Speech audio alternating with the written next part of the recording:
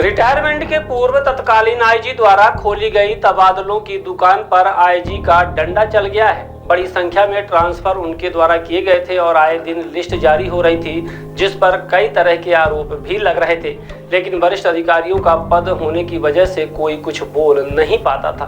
अब वर्तमान आईजी का डंडा चल गया है और उन्होंने सारे ट्रांसफर निरस्त कर दिए हैं। बताया गया है कि तत्कालीन आईजी द्वारा किए गए ट्रांसफर निरस्त कर दिए गए हैं। आईजी एमएस शिकरवार रीवा में पदस्थ थे और वह गत माह रिटायर हुए। दिसंबर और जनवरी महीने में उन्होंने रीवा जोन के तबादलों की दुकान खोल दी थी। आरक्षक, प्रधान आरक्षक सहित अन्य पदों के कर्मचारियों को उन्होंने ट्रांसफर किया था।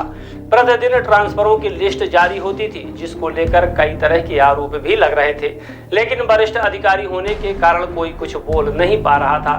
बताया गया है कि अब उनकी ट्रांसफर की दुकान में वर्तमान आईजी का ताला लग गया है। रिटायर्ड आईजी द्वारा किए गए ट्रांसफर आदेश निरस्त कर दिए गए हैं। उनके आदेश पर जिन लोगों ने दूसरे जगह ज्वाइन कर लिया था और उनको फिर से पुरानी जगह पर ही काम करना पड़ेगा।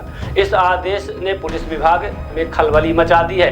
बताया जाता है कि तत्कालीन आईजी के द्वारा जो ट्रांसफर किए गए थे व्यवहारिक दृष्टि से सही नहीं थे। उन्होंने इच्छानुसार अधिकारियों और कर्मचारियों का स्थानांतरण कर दिया था, जिसकी वजह से व्यवस्था में अवरोध उत्पन्न हुआ था।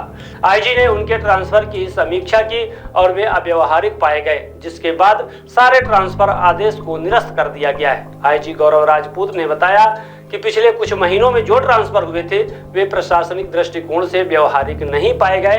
इन ट्रांसफर की समीक्षा की गई और वे अव्यवहारिक पाए जाए, जिनकी वजह से ट्रांसफर आदेश निरस्त कर दिया गया है।